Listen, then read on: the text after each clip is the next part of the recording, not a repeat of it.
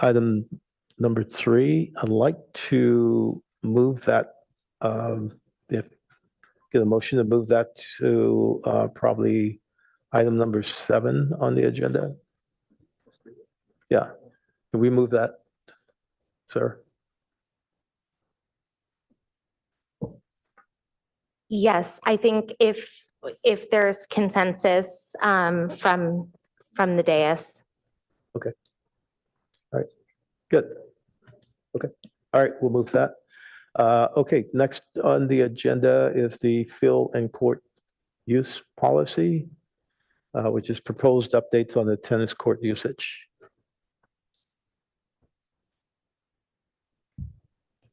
So good evening, Adam Howard, Senior Community Services Manager with the Recreation Department.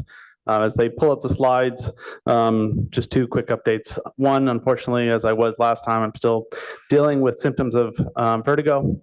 So not a lot of me looking up and down, just to make things a little bit easier on myself. And then 2, with the staff report and this presentation, the information about the PAUSD contract wasn't available. So that does change things specifically around tennis court usage. I will try to point those out as we go and try to explain at least with the unknowns there so that we can have as much information as possible. But it's pretty fluid at this point, so I will do my best to update as we go. So we are here tonight to discuss the field and court use policy proposals, proposed updates specifically on tennis court policy. Next slide, please. So we are looking for feedback on the proposed updates to the city's field and court use policy, again, specifically with a focus on the tennis court usage.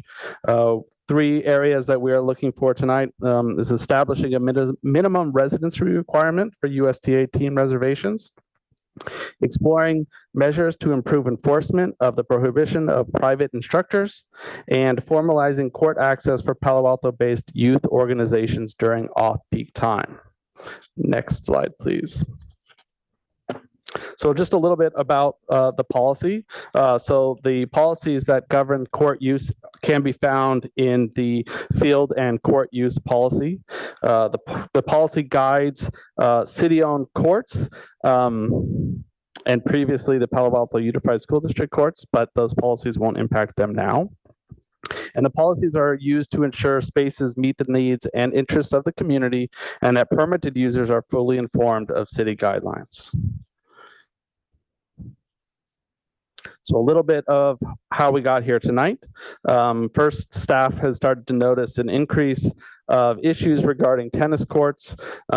This was residents notifying staff that it was difficult to find open courts because of so many USDA teams.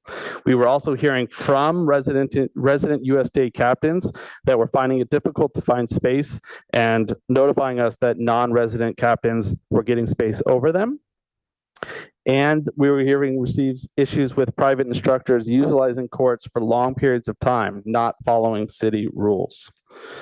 On April 8th of 2025, staff and the ad hoc held a community meeting to hear concerns, gather feedback, and bounce off ideas of possible solutions. There were roughly 40 people in that meeting. Based on the community meeting, communications we've heard from court users, and some data collected, we have provided some recommendations. Next slide, please. So the first slide, these are the tennis courts that are in Palo Alto, city owned. You can see we have 27 total courts, 10 of which have lights. Next slide, please. These are the tennis courts that are owned by the school district, and these are the ones that we currently do not know what the policy will be for them moving forward. You know, we don't know what the community access will be. There still could be that. We just know that they will not be under the city policy effective of the end of that contract. So with those courts included, we have 51 total courts, 17 with lights. Without them, there's 27 courts and 10 with lights. Next slide, please. Found that in Palo Alto, there's three main usage of our tennis courts. There's drop-in play, which is when available courts are free and they're used on a first-come, first-served basis.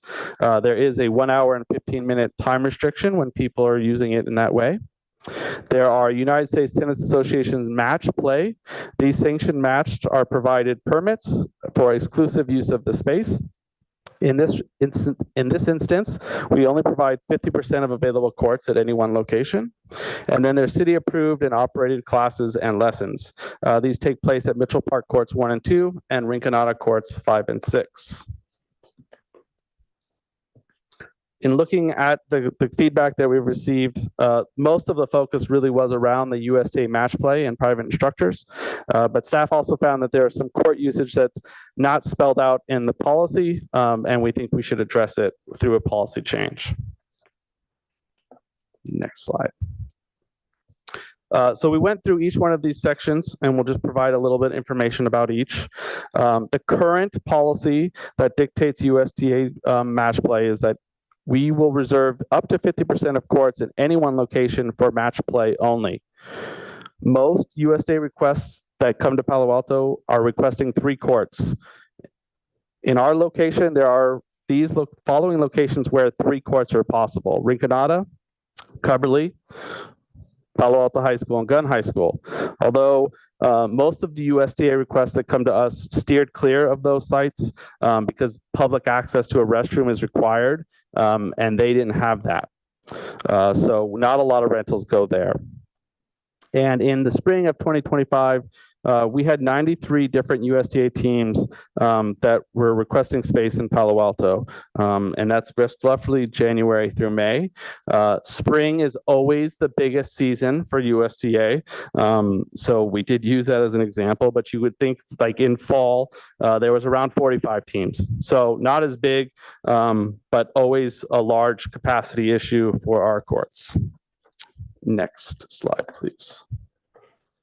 So the concerns we continue to hear is because of the large number of USTA teams, regularly half the space at Cubberley and Rinconada are booked.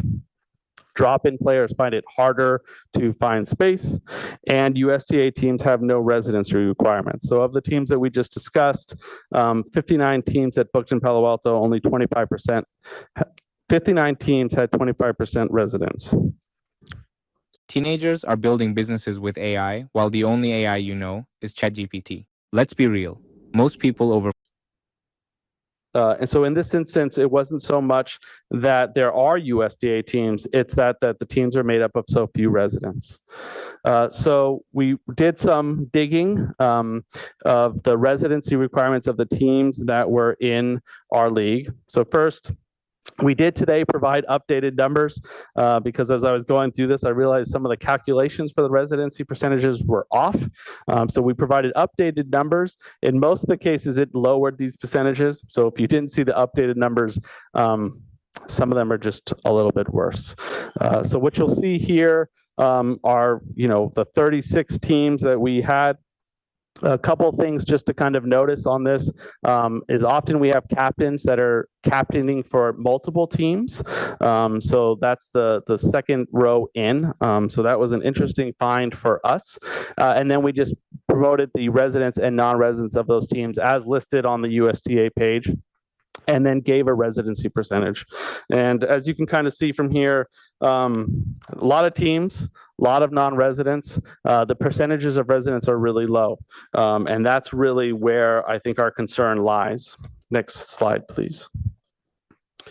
So in looking in that and deciding how we might be able to correct that, we decided on a policy that could establish a minimum residency requirement for USTA teams to book in Palo Alto. Staff recommends that number to be 25% Palo Alto residents, and then provide teams with the higher residency priorities to select times and matches. So the more residents you have, the better the priority you also have. We went to this approach because this allows USTA teams to book, but also kind of prioritizes residents being on those teams. This was the preferred method of the ad hoc. Next slide, please. We did look at other options, and one was to allow USDA teams that had Palo Alto residents as captains to book, but staff really felt like this may not increase local participation. And as you saw, since a lot of people had multiple teams, it really could still allow for a lot of non-residents to book courts. The other suggestion we got was just increasing the hourly rate for rentals, whether that means a much higher rate for non-residents or a higher rate across the board. But really, we didn't feel like this would reduce non-resident teams and could just create a financial barrier, excuse me.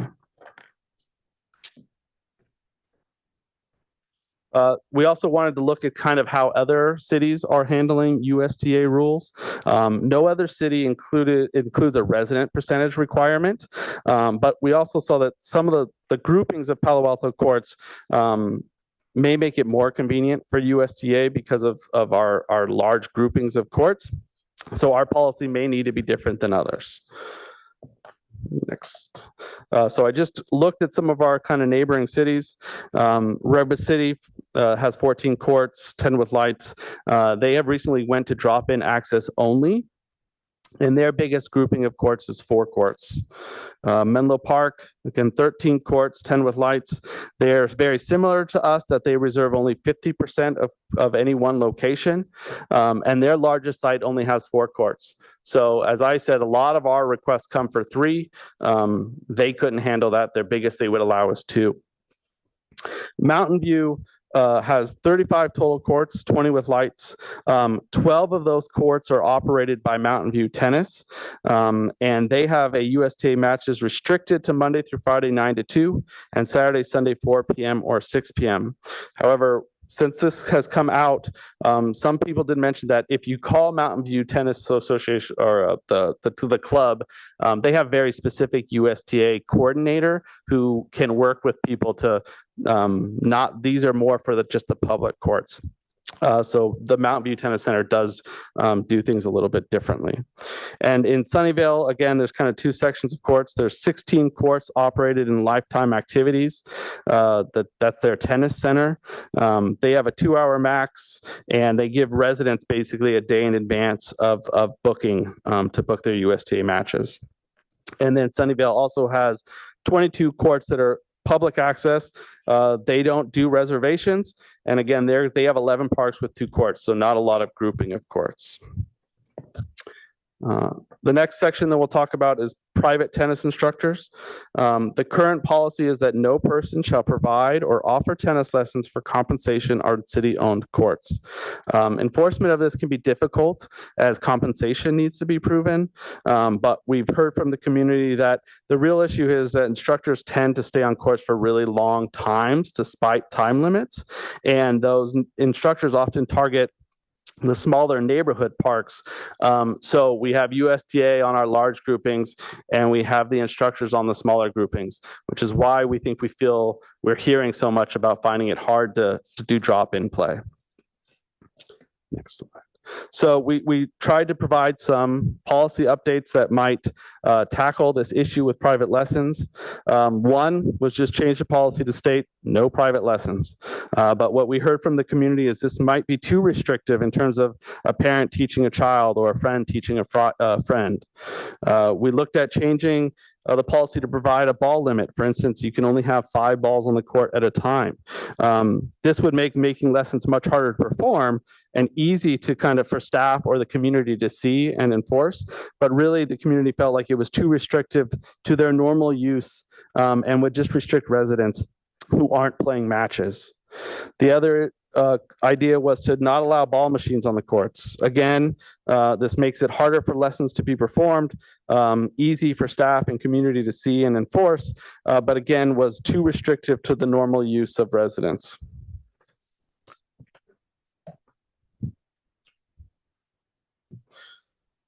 So the community feedback we got, everyone's in favor of kind of enforcing the no private instructors.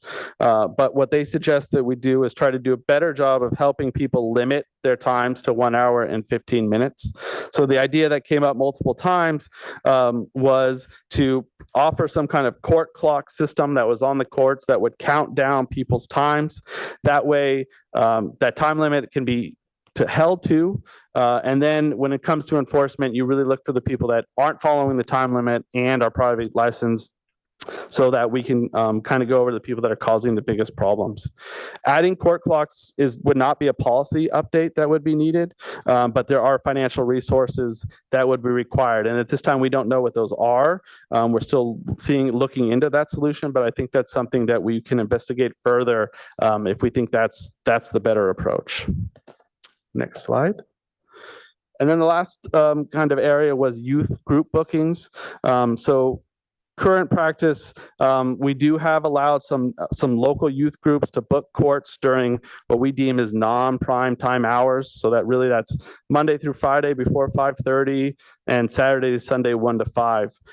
This is groups like local private schools who might have a tennis team but don't have space, or youth serving programs that like at Cubberley that want to be able to offer some tennis activities for their group. So again, we in the past have either, made these groups say, hey, you have to register through USTA so that you can follow the policy, which is kind of a weird hoop for most of them to jump through. So we're really just asking that we allow Palo Alto-based youth groups to reserve courts during off-peak times while also maintaining the 50% limit. So allowing these people to use courts at a time that isn't highly impacted to the community. So really kind of what we're looking for tonight is feedback on the recommendations for a residency requirement, thoughts around enforcement on private structures, and the addition of policy to allow youth groups to book courts during non-peak times.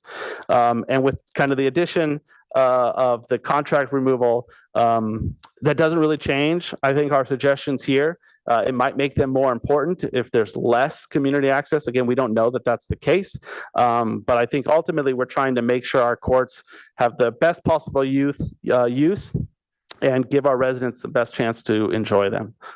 So that is the end of my presentation. Thank you. Thank you. Appreciate that. Good report. I'd like to begin by acknowledging and thank you, Adam and staff, for their thorough work on this report. Before opening this up to public comments, let's see if there's any clarifying questions from the commission.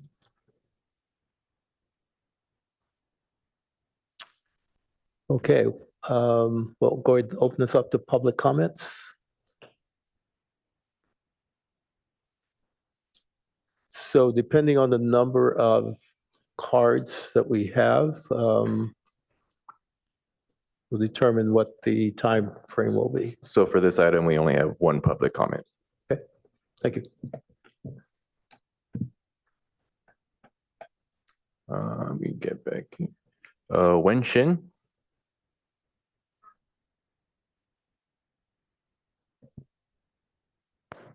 Hello, hi, my name is Wen Xin. I'm a USTA player and a multiple team captain, and currently captaining mixed doubles 7.0 team. I'm proud of the team because we have like more than 12 players.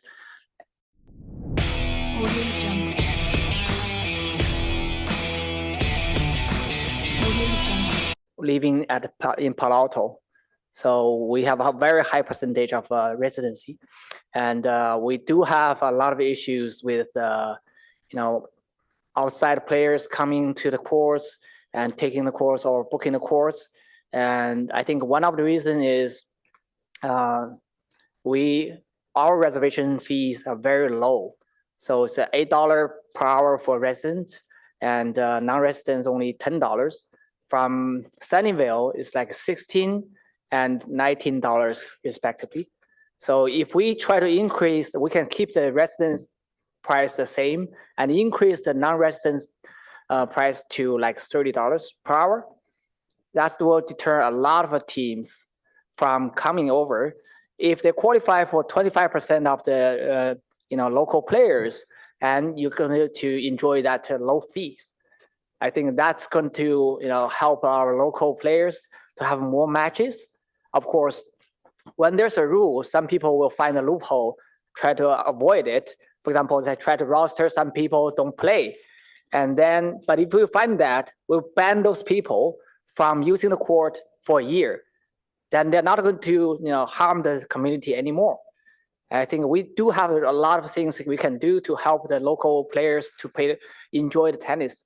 So recently, I found out it's really difficult for me to drop in to find any courts after work because of a lot of players from even Morgan Hill come over and play and use a lot of our courts to practice because we have so many courts with good quality. Really appreciate the taxpayers in Palo Alto, but this resource are mainly focusing on the local residents, not for everyone else to enjoy. I think the local residents should be having higher priority. I really appreciate you have this great report.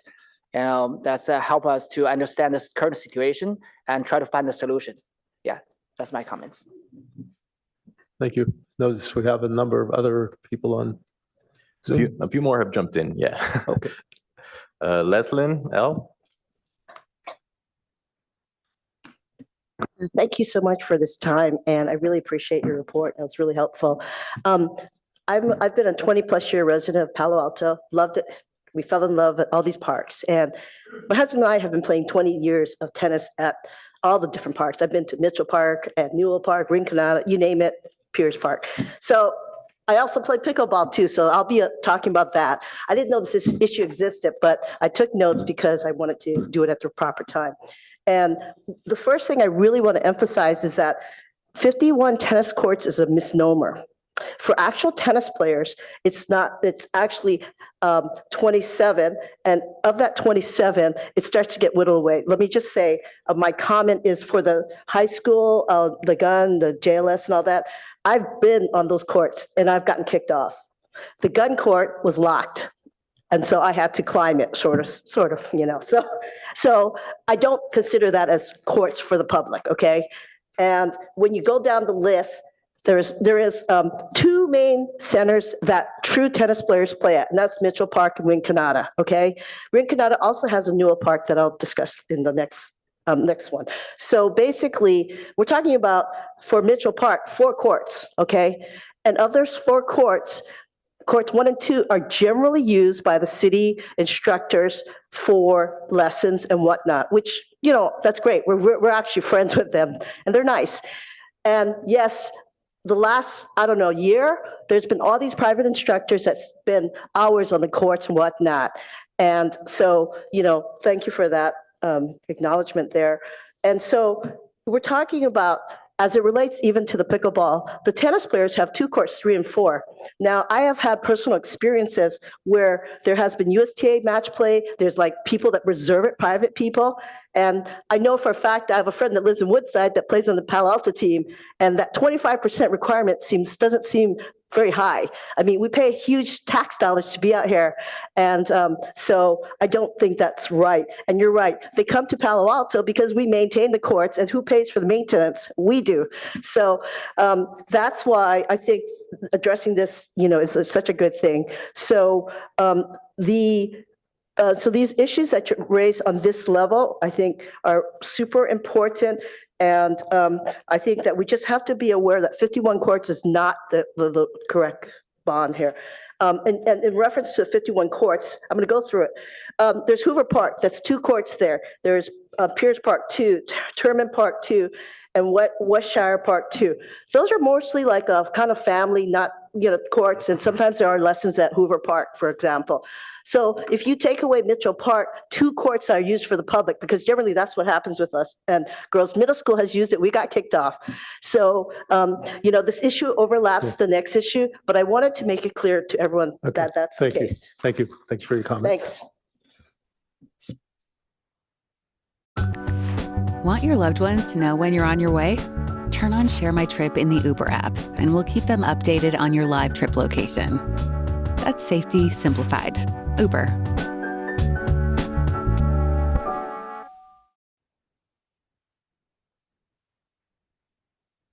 Up next, we got Jennifer T on Zoom.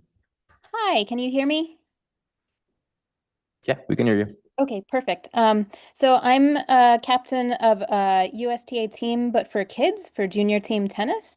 And mostly I kind of had a question being, do we count as a youth program or would we count as a USTA team for the purposes of reservation priority? Please proceed. We can't answer your question. Oh, okay. Thank you.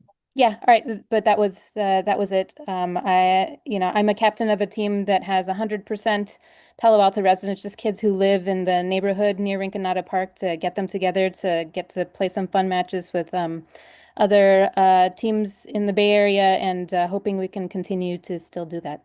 Thank you.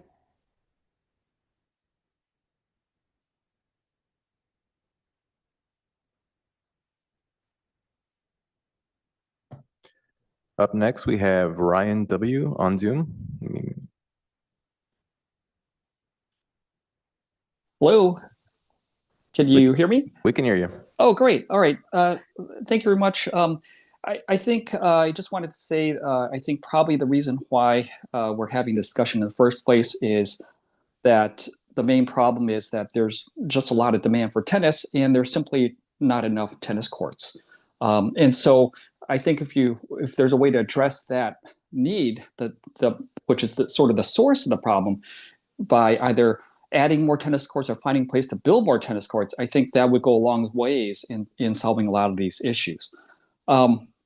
With respect to private instructors, I did want to say that, the reason why people are having private instructors is because, again, there's a lot of demand for tennis lessons and there's simply not enough supply. A lot of the other cities have extremely high quality tennis programming, such as Mountain View Tennis and Sunnyvale Tennis Center.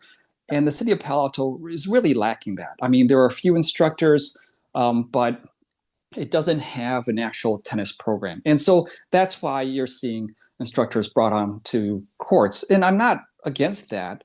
But I think one way to solve that is to look at how the city can improve its tennis offering so that there's no need for people to look for outside tennis instructors to come to use the courts.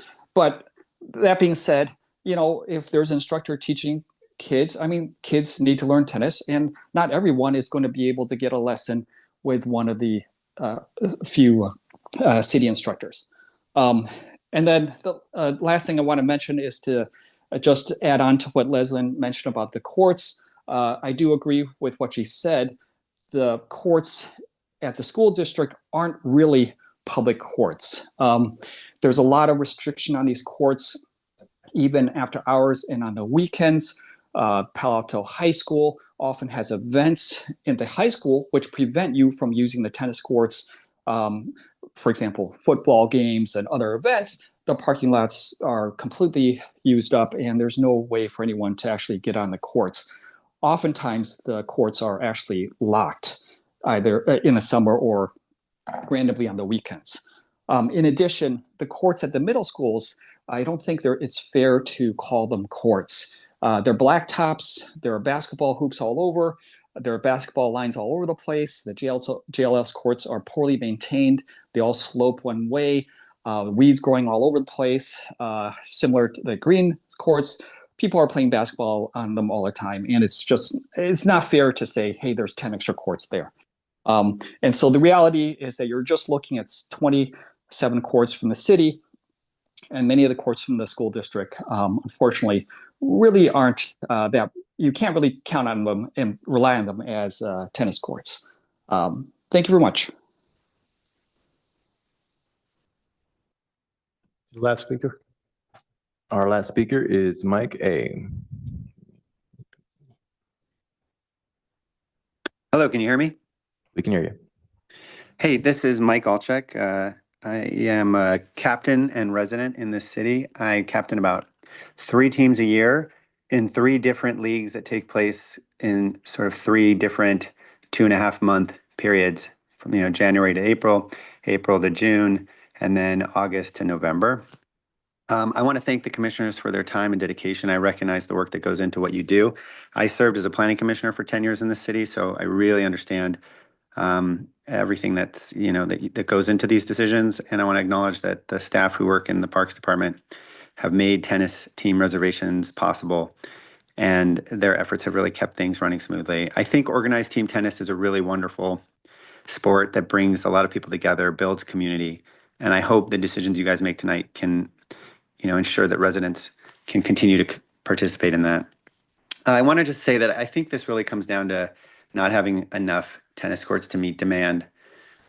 Looking back at this, I think when we reduced the supply for pickleball, we utilized. The attention span of students can be really short, and that provides a challenge to keep the entire class engaged. Schools came to us with this challenge of how really good quality courts, and that reduction clearly, looking back on it now, has impacted residents. So a few years after we've made those changes, we're now seeing the consequences.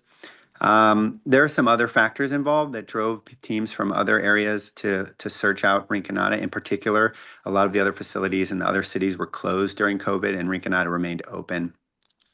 I just want to say that I agree with a lot of what was just said by the speaker before me. Not all the courts listed are really are equal, and I want to just encourage you guys to appreciate that if you did create a 25% residency requirement, it would have an impact. You saw that slide with the percentages, and if you eliminated any that are under 25%, that would have a huge impact on access. It would improve access for residents and for teams with residents. And I think if you're a non-resident captain, you should pay more. The residents of the city are contributing a lot in taxes. And so I think it should be triple. And I absolutely think it would create a financial burden, and that's okay. If you're a non-resident, if you're driving here from Cupertino or Mountain View or Los Gatos or Redwood City to run a team out of our city's courts, to use our courts as your home turf, you're making access to those courts by the residents in the neighborhood harder. So you should pay more. I would also say that the percentage requirement is wise, and at the end of the day, this comes down to supply and demand, and we don't have enough supply.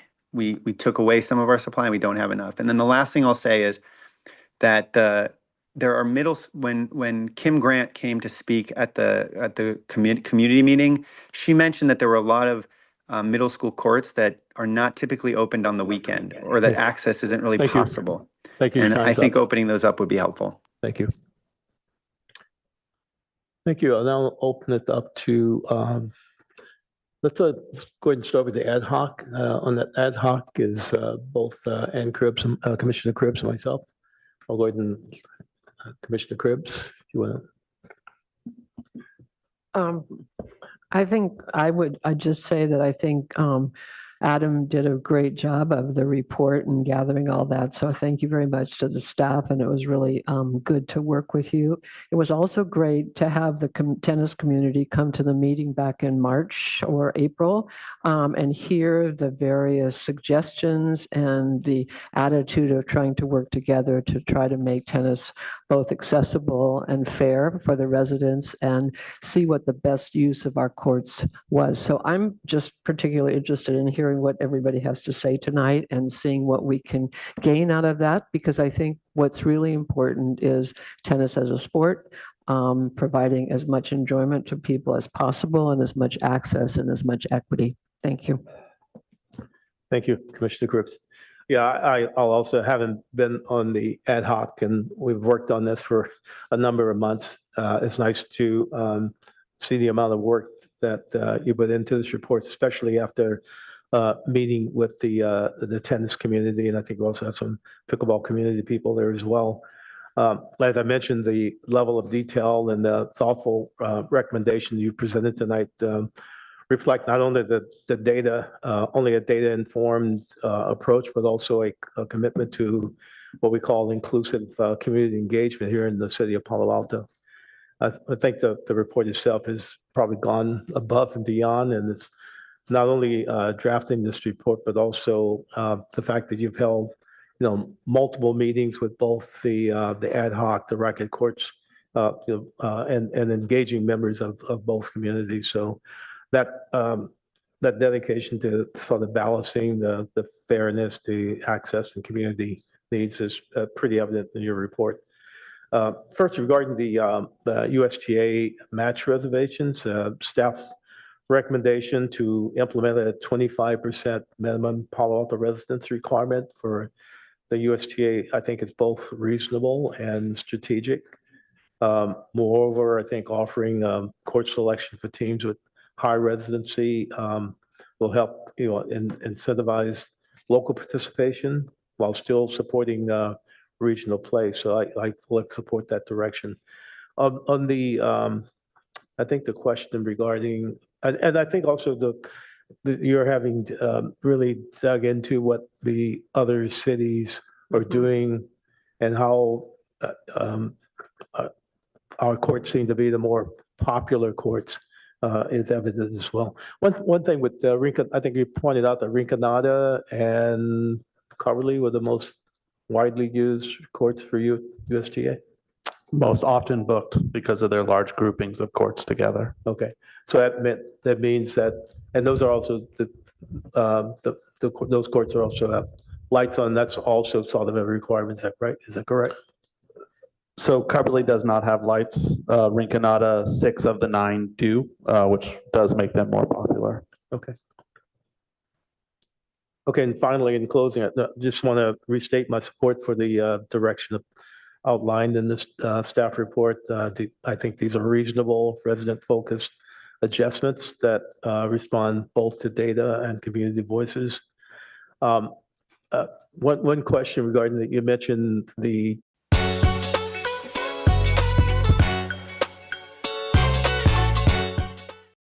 First time sending money home from the US, I tried MoneyGram.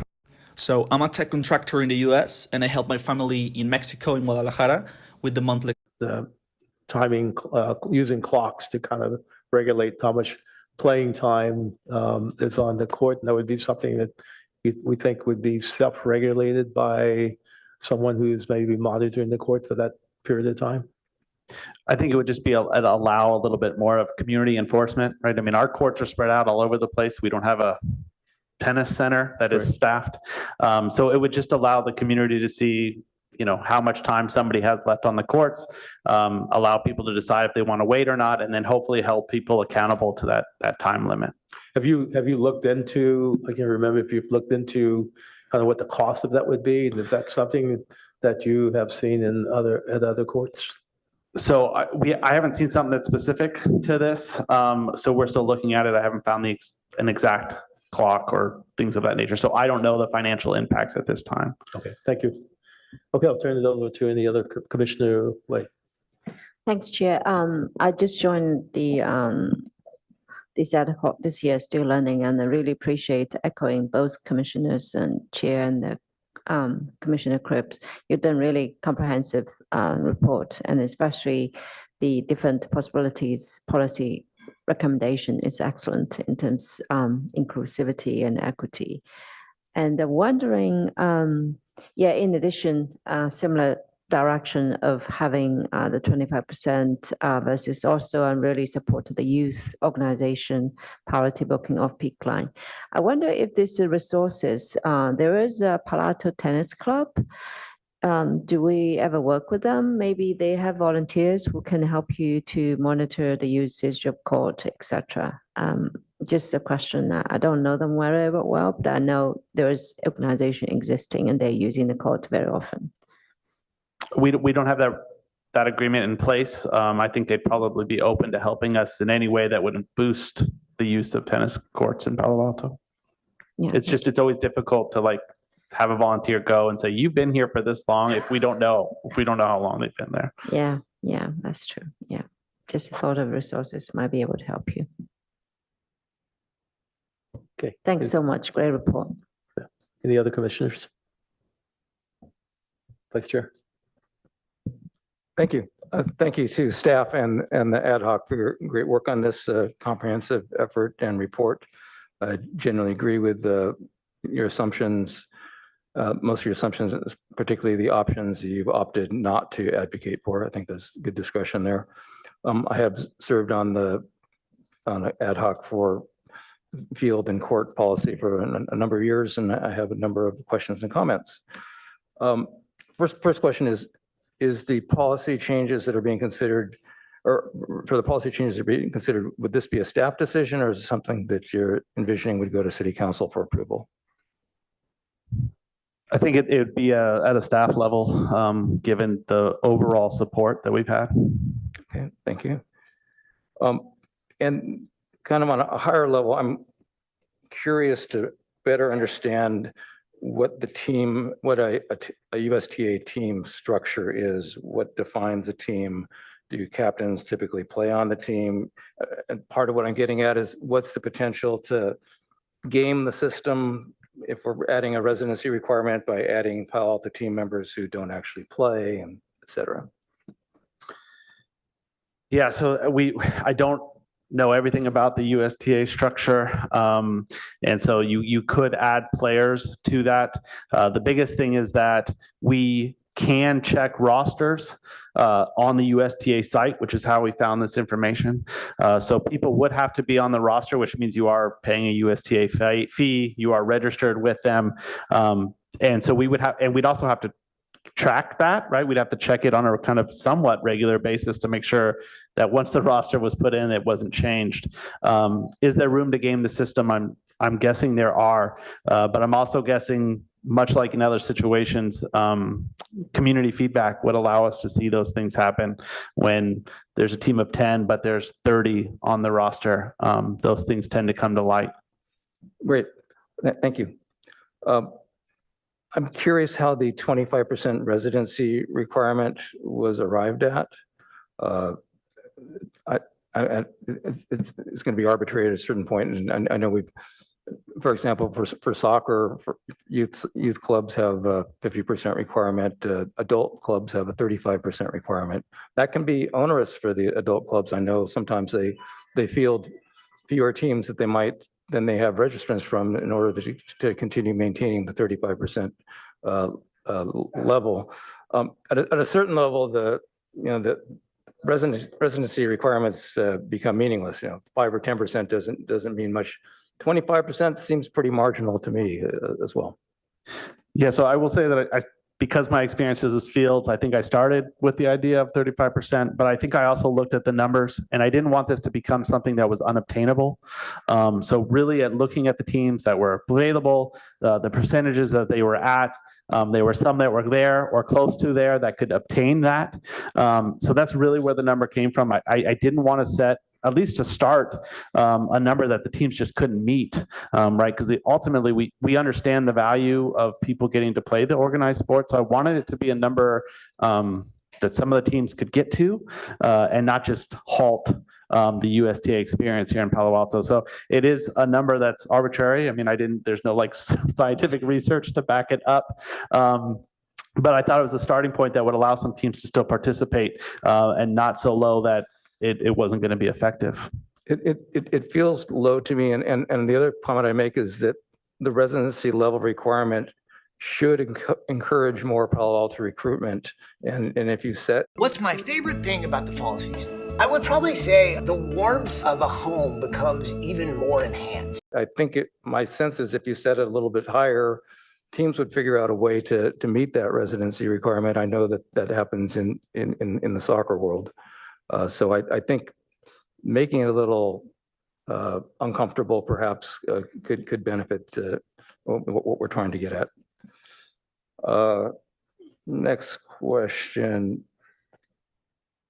There's reference that teams with a higher residency percentage could receive priority in court selection. Is this a different tiered approach, or is this just saying that the teams that meet the requirement would have a priority? It sounds like a complication that might it's not clear what it means, and I'm not sure where it's going.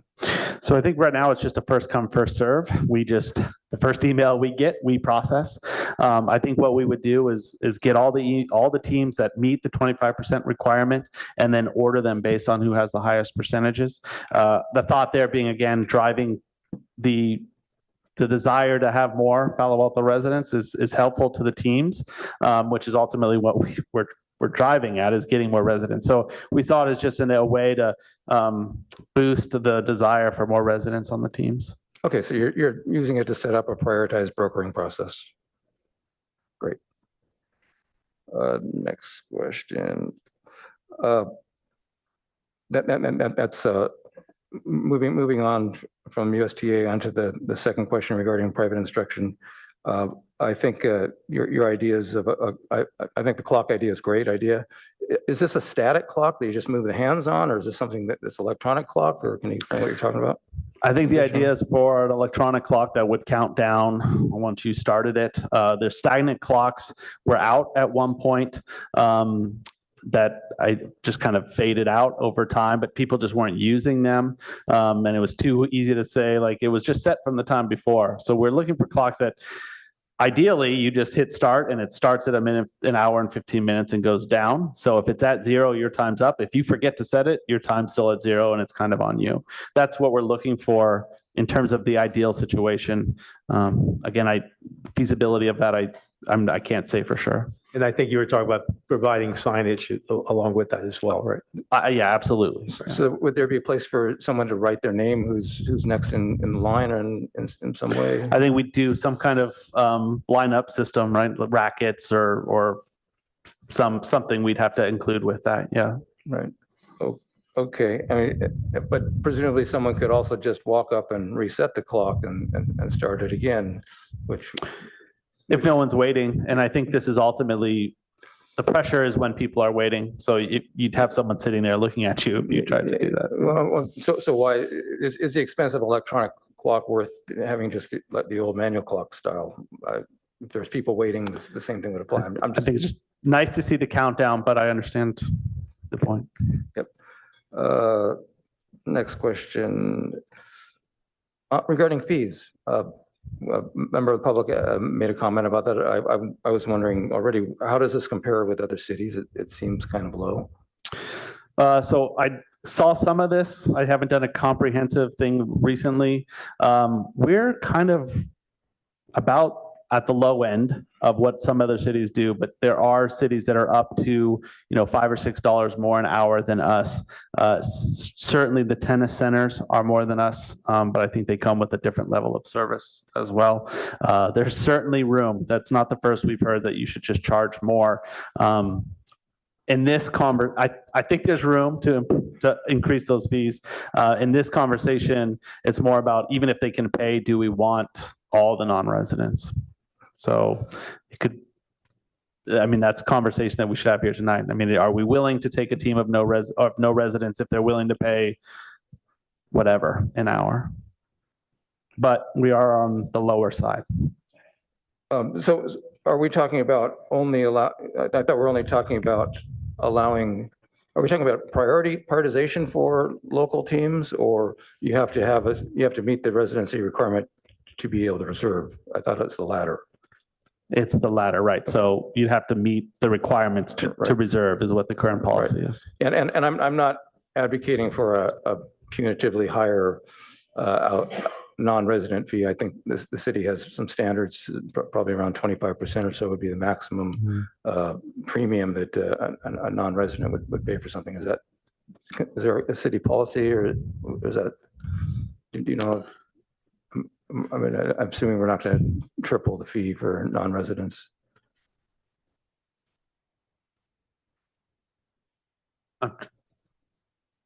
I don't, there's a set percentage of above the resident fee that we typically charge. So we normally set a resident fee, and then and I'm sorry, I don't know this off the top of my head, there's a percentage that goes up for non-residents. But it sounds like we're not looking to have that apply here necessarily, if we're looking to limit the reservations to Palo Alto residents. Right. And we walk in available for Palo Alto residents. Right. And I think there could be follow-up conversation around what we charge even the resident teams, because it is on the lower end. It typically goes up each year, but that's what I'm getting at. I mean, if we're comparing that to the charges for fields, we're charging more of a market rate, and compared to our neighbors, it seems like something we got to revisit. Final item is regarding the youth group bookings. Support the staff and ad hoc recommendation, but would you want to add a start time for Monday, Friday for clarity? Currently, it says before 5:30 p.m. It seems like I don't know what's realistic to put for a start time, but it seemed to it'd be cleaner to have a. Yeah, we could put a start time. I mean, typically Monday through Friday for tennis use, it's open. It's all sunrise is what the court's open, and but I would say that it's probably wiser to say something like 10 a.m. to 5 p.m. Just I'm with you on that. Yeah, I can put, good. And do holidays apply? Are holidays treated the same as weekends, or? They are currently, so that's a good point. I would say that holidays are not in the non-peak time. Right. So I would spell that out. And just one last thing back on the clocks. I don't know if we would have a program with the Friends of Palo Alto Parks as potentially opening up some sort of a page for donations related to that, if that's something that would be applicable. Yeah, I think once we have a better plan, we could look at resources to help offset the costs. Thank you. Thanks for the great work. Thank you. Commissioner Kleinhans? I have a few questions. I don't think they need very long answers, I hope. The first one is, how are the reservations managed? Who manages them? How are they managed? So they're under a community services manager. We have an hourly person that does the day-to-day, and then a manager that oversees that individual. Okay, right. Who will enforce the policy? If the policy calls for, okay, whatever restrictions we have, who's going to enforce that? So that would be up to the staff that provides the permits to be checking that information and spot checking out on the courts. Currently, same way. Yeah, that's how we do the policy now. Okay. And the last question is about private tennis clubs and tennis courts. Do you know how many private tennis courts are available in Palo Alto through other non-city amenities and venues? I don't know. I can look up that information. I try to understand. Thank you. Commissioner Deng? Thanks, Adam, for a comprehensive report. I do have a question about the reservation system as well. Is it very similar to the soccer brokering reservation system? We're in San Jose's Almaden Valley in a residential neighborhood, and Not currently. It's pretty different. Right now, there's no residency requirements, and it's just kind of a first come, first serve, a little bit more of a free for all. I think with the field reservations, we have a lot more structure in place, which is more what we're trying to move towards. Are we looking at to improve or upgrade to a modern system? Like online system? Online system, that's right. I mean, we're always looking to improve that. Anything we can do online, it's complicated in that because we have these like only 50% rules and things like that, that it's hard to find a system that will follow those rules. But the more right now we want to be hands-on because we're only getting the USTA rentals and we have to make sure that that's who's booking. But as we kind of follow through with the policy, the more we can do online, the more we will try to do online. It's really about whether the policy lends itself to something that can be done online without, staff oversight. Right, yeah, I do believe online system would be easier to manage and also easier for you to dig into the data for usage. One last question. So I understand for soccer field reservation, the team's requirement is about 50%, and for tennis it's 25%. How do we determine this one's 50%, that one is 25%? Again, I think with the fields, the key was to make them a Palo Alto-based organizations, and for that, we said that they needed to be a vast majority of Palo Altans. With tennis, again, the number is lower, simply to make it a little bit more obtainable. We understand that, especially with adults, even in soccer, we lower that because we understand that getting groups of adults together is a little bit more difficult. They're going to be coming from other places. They're not all going to live in the same place. But again, it's looking at kind of our current numbers and trying to make sure we don't set something that maybe makes it so that no one can participate. We could look at raising that number, or we could look at starting at a percentage and rising it. I do I'm conscious of the fact that this would be very new to the tennis community. And we could definitely do a staggered approach where we start at a percentage with the understanding that in 2-3 years, it goes up. I think I would be pretty open to that suggestion as well. Okay, thanks, Adam. I do agree with other commissioners. We want to make this as accessible, as fair as possible. Thank you. Commissioner Brown. Thanks for a great presentation as always, Adam. Always appreciate all the data you provide. I agree with a lot of the recommendations from the ad hoc and from staff. I agree with the suggested percentage of Palo Alto residents. I don't think we need to go overboard and try and scale it back. I think in the past, when we've made these modifications, starting, evaluating, and revisiting has sort of been how we've done things. And I think that's worked very well for us.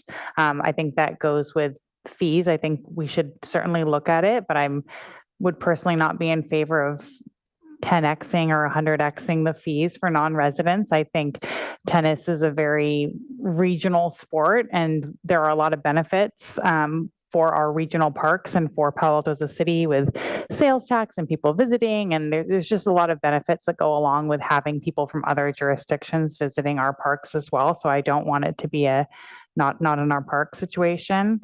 So I think that certainly warrants further evaluation. I did think that because I was on this ad hoc, I think a couple of years ago, that we did say no private lessons in our current policy. We just don't have a definition of what private lessons are.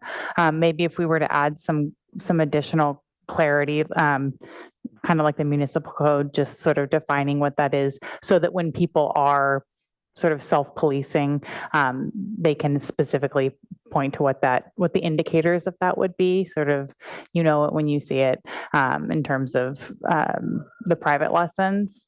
And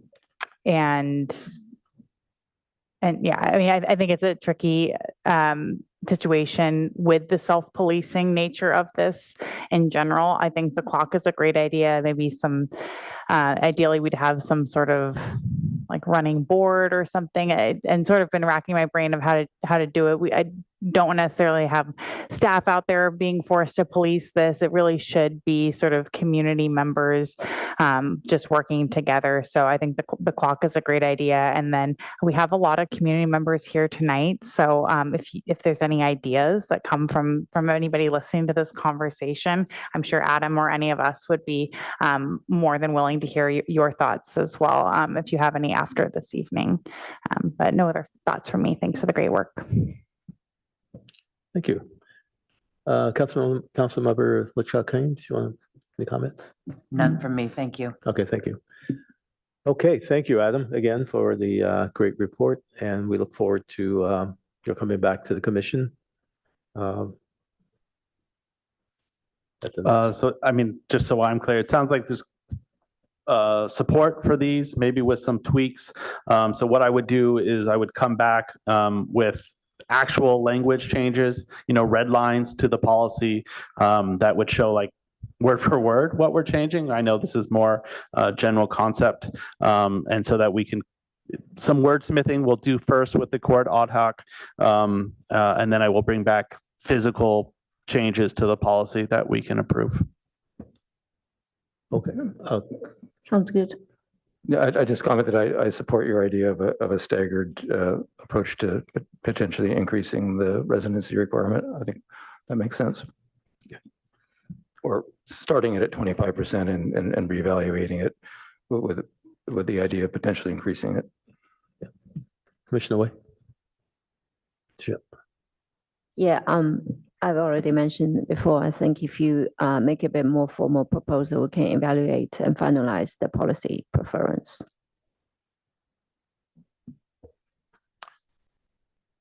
Okay, thank you. We'll move on to item number 5. Discussion of pickleball court usage and possible alternatives to address demand. Okay.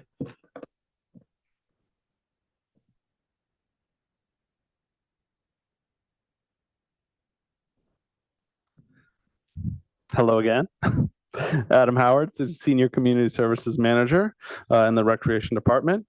Switching gears to discuss pickleball court usage and some possible alternatives to address demand. Next slide, please. So we're here today to just review current usage of pickleball courts, discussing potential strategies to address growing demand, and then provide feedback on preferred approaches for further study. Next slide, please.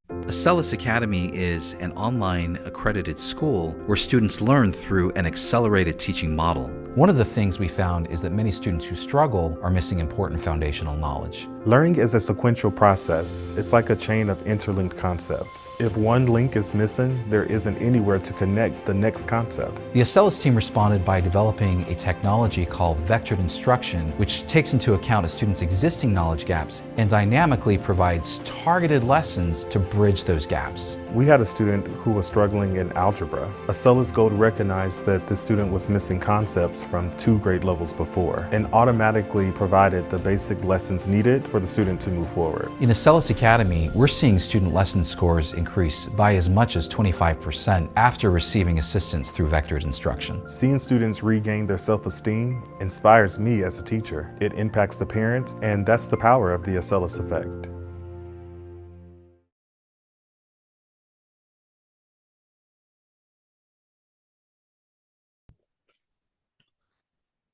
So just a little bit of background about pickleball growth in Palo Alto. And after this slide, we'll actually show these different changes taking place in Mitchell Park. But it really started formally in 2018 as we provided a policy update that would allow pickleball to be played on Mitchell Park tennis courts 5 through 7 with temporary lines installed. In 2019, new courts were designed in Mitchell Park. This included new space, in addition of turning tennis court number 5 into designated pickleball courts, and courts 6 and 7 were dual striped for joint use, with each sport getting different priority times to help meet demand. Those new courts opened in 2020. In 2022, new lights were installed over what I'm calling the standalone pickleball courts, which again, I'll show you in a second. And then in 2023, the priority hours of the multi-use courts were changed and they were given pickleball priority 24 hours a day, 7 days a week, which leads us to where we are now, which is 8 dedicated courts and 7 dual use courts, but that have pickleball priority. So we technically have 15 courts, all with lights. Next slide, please. So it's just kind of a map of Mitchell Park. You'll see on the bottom left-hand side of the map is where the courts in Mitchell Park lie. Kind of further down from that, not pictured, is Middlefield Road, the Mitchell Park Community Center. Next slide, please. This is just kind of a zoomed in approach of the courts that are in Mitchell Park. You can go to the next slide, please. The highlighted yellow area is the area that we primarily started with 2008. These were formerly courts 5 and 7, or 5, 6, and 7, tennis courts 5, 6, and 7, that were dual striped with temporary lines. Next slide, please. This is the area that in 2019, this is new space that was created for pickleball. This was a fence from the tennis courts that were bumped out to provide new spaces for what's labeled as pickleballs 4 and 3. Next slide, please. This area was previously tennis court number 5 that was turned into 4 pickleball courts. Next slide. This was previously courts 6 and 7 that, again, in 2019 were dual striped to provide both tennis and pickleball. It would have been 2 tennis courts or 7 pickleball courts, again, each given different priority times to help with the demand. That space all opened in 2020. Next slide, please.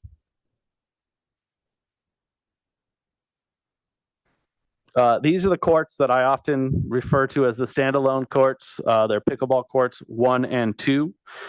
Lights were added to the existing light poles, basically facing at those 2 courts to light them as well. Those were paid for by the Palo Alto Pickleball Club. Next slide, please. In 2023, the multi-use courts on the 9 through 15, the priority hours on those changed. So instead of having pickleball priority and tennis priority, pickleball was given priority over those spaces all the time.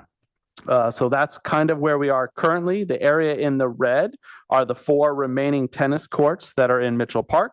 And there again are 15 pickleball courts in Mitchell Park. Next slide, please. So pickleball has kind of continued to grow in Palo Alto. Despite that, we kind of continue to hear about overcrowding issues in that space. And April 22nd of 2025, this commission heard a report from the Palo Alto Pickleball Club. And in that report, they notified of overcrowding and long wait times. They requested additional pickleball space, and they presented the idea that they could provide up to $100,000 towards additional courts. In response to that, the ad hoc and staff decided that we needed to look at the courts ourselves and gather some information. Next slide, please. So we began to do some just random spot checks. We did a kind of a 2-week window, ended up being 12 different days and 37 different checks. We found that pickleball courts were frequently at or above capacity, with their highest demands being weekday evenings after 6 and weekend mornings. One of the largest crowds we found was a Thursday at 8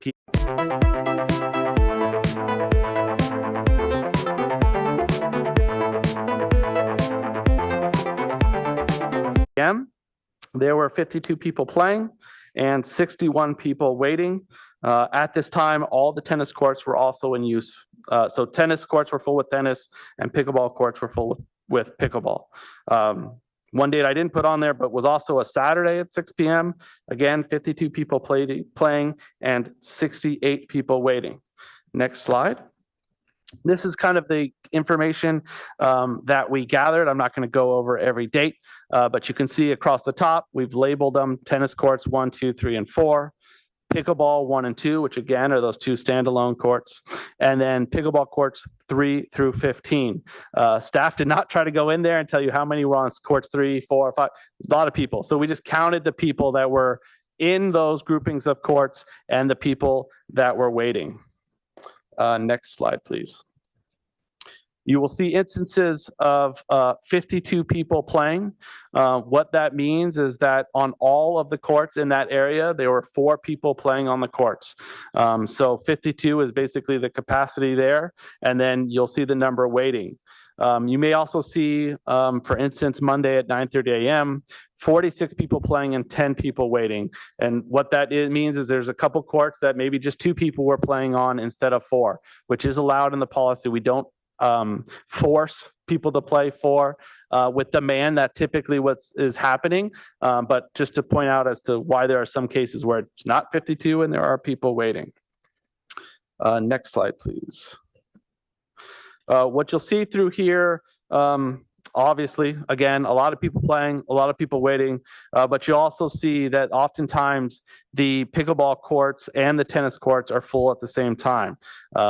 Maybe full means different things to the 2 sports, but the courts are all in use. Next slide, please. To provide some regional context, Palo Alto is not the only city having these conversations or trying to find solutions to these. So this just is coming to the local cities that I looked up and kind of how they're doing. Foster City has 6 dedicated courts. Mountain View currently has 3 dedicated and 6 dual use, and you'll see the priority time for pickleball on the right. Mountain View is continuing this conversation. They are trying to dedicate locations where they could build dedicated pickleball courts. Location is tricky, but they are having these public conversations as well. Sunnyvale has 12 dedicated courts. These are in the tennis center. And so there's fees associated with using those courts, entry fees. But Sunnyvale has also approved $200,000 to line public spaces for public access, free public access. But location has not been selected. They are also trying to figure out best locations for that. Menlo Park, 8 dedicated courts. They're 2 splits of 4, so 4 in 2 different parks. Redwood City has 4 mixed-use courts with the dedicated priority times on the right. And then Los Altos is 6 dual-use courts, again, with different priority times between the 2 tennis and pickleball uses. Next slide, please. So just kind of our court situation in Palo Alto. There are 15 lit courts. They're all in Mitchell Park. 8 are designated, 7 are dual stripe, but with pickleball priority, they are always used as pickleball courts. Tennis courts. So this number is different with the issues with the school district. There are 27 Skiddy-owned courts, 10 with lights. So the inventory of when we did all this has changed. We don't know exactly what that means, but I want to be kind of forthright that change has taken place since writing these reports. Next slide, please. Here's just a breakdown. Again, these are the Palo Alto tennis courts, city-owned, 27, 10 with lights. You'll see the big groupings are at Cubberley. There's 4 at Mitchell, 4, and those 4 are lit. 9 at Rinconada, but only 6 are lit because there's 3 courts that are directly up against neighbors. So those have never been, lights have never been added there. And then there's the Hoover, Piers, Terman, Worcestershire. Sorry, I'm not going to try that again, with 2 courts each. Next slide. So these are the courts that are on school campuses. These are the ones, again, our policies will not dictate the use of these courts anymore. We hope that there's still community input, but this is a bit of an unknown to us at this point. So, we understand that we'll have to at least have a better understanding of that as we go through with this conversation. Next slide.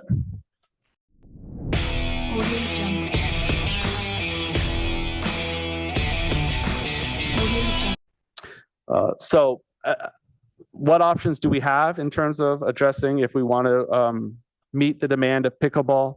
We've come up with some options, tried to provide some opportunities and some challenges for each. The first being converting Mitchell Park tennis courts 3 and 4 into pickleball. This adds capacity for up to 32 players. It's a centralized location with lights and amenities. It's a location that already has house pickleball.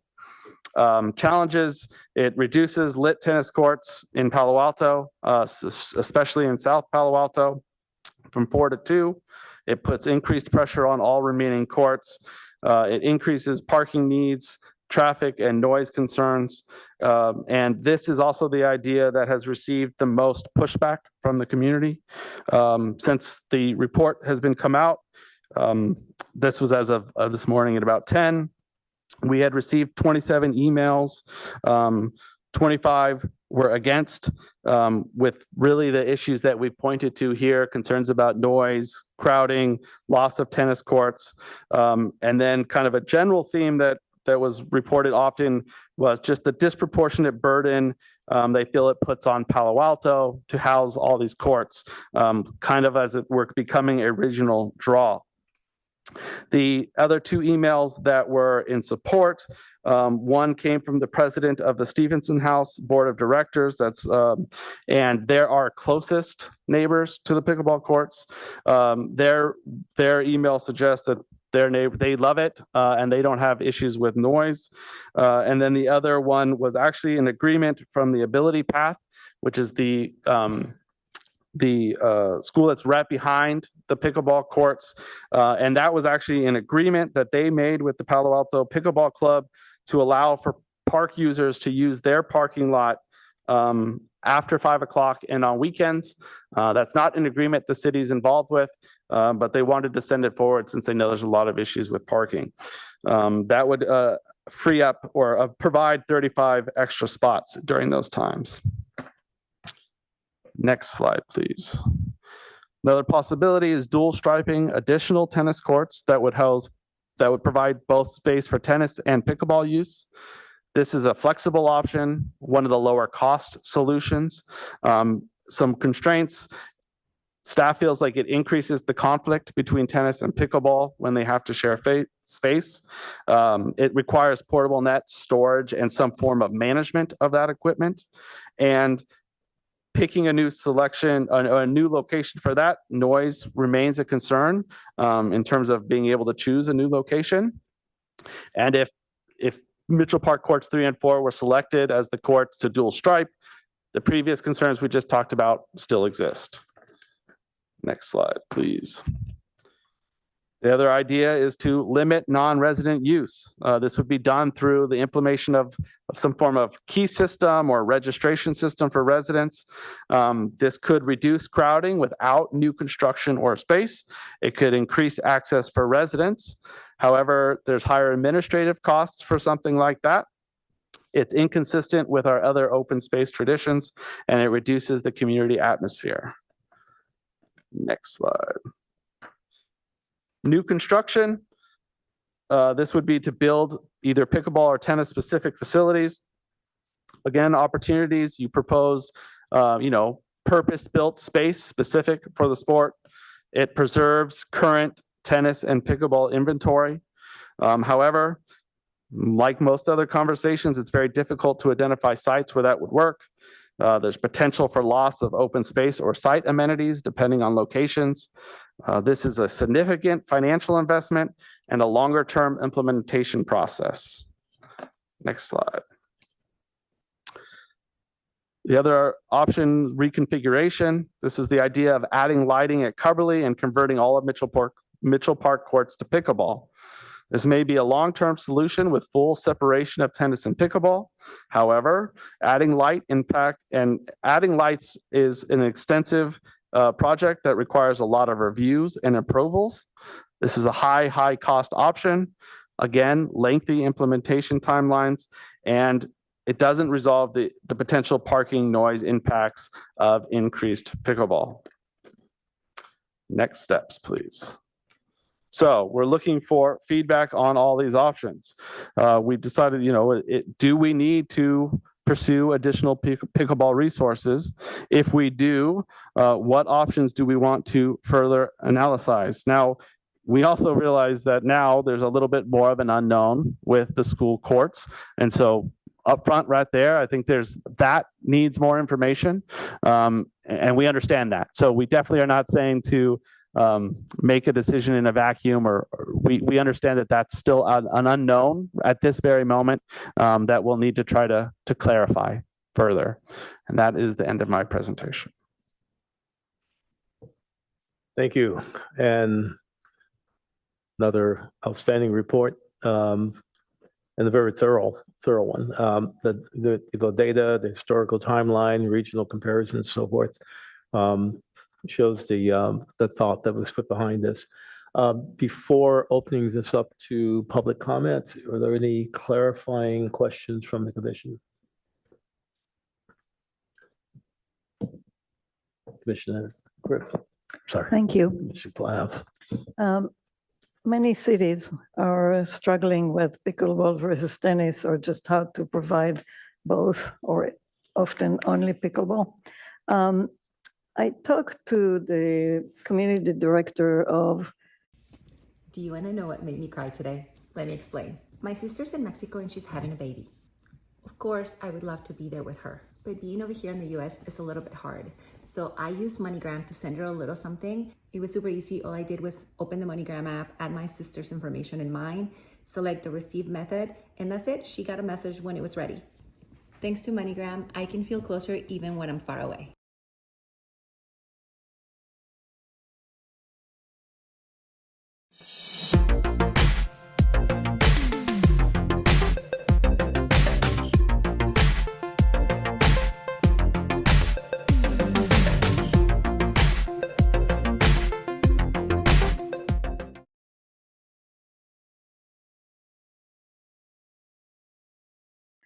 Mountain View earlier, and he told me that the city of Mountain View is pursuing a public-private partnership to use areas that are not in parks.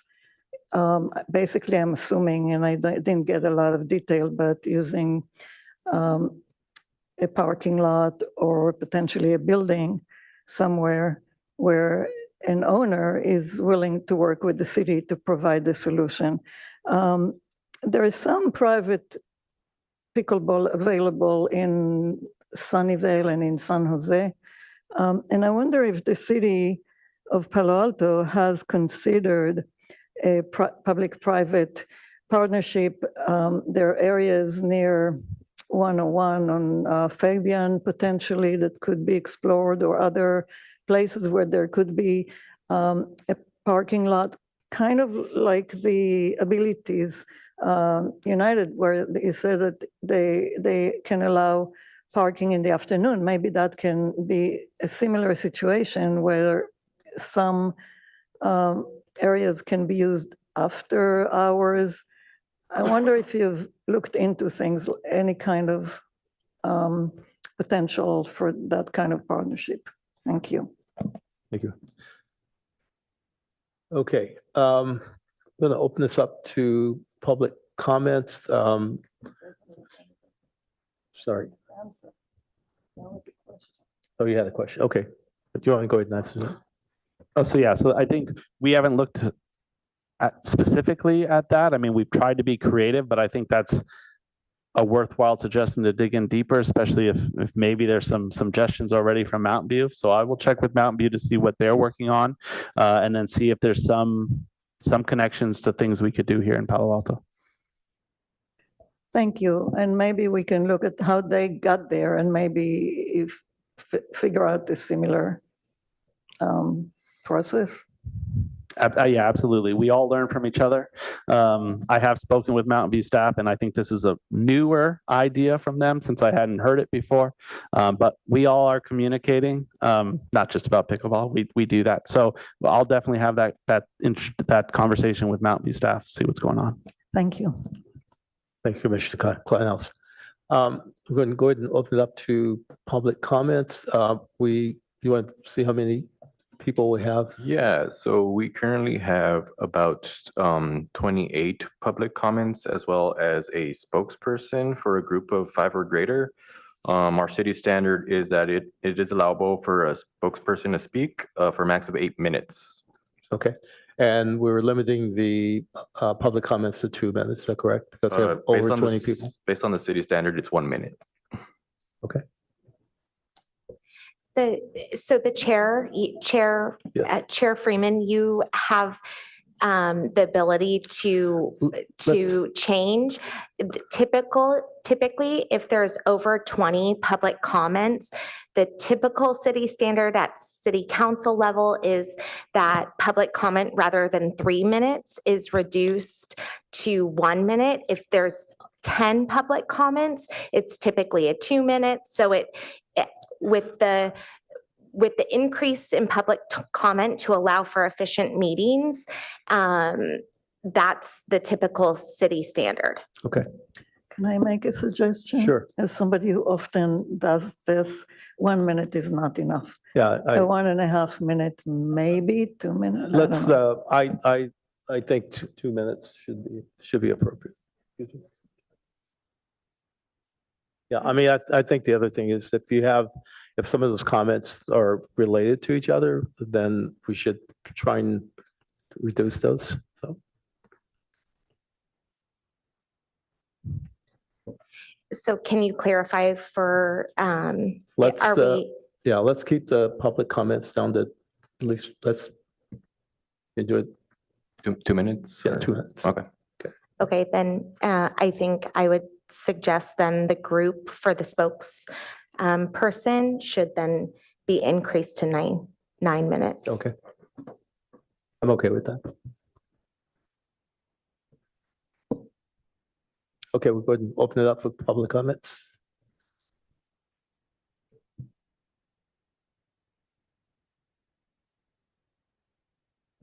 Up first, we have David S. Slides for me, if you could bring up the first one, please. And while he's doing that,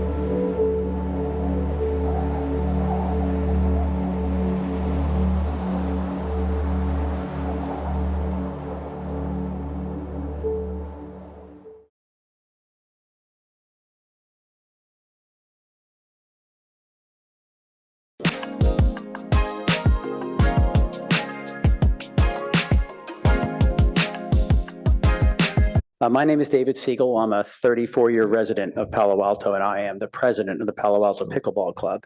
And I am here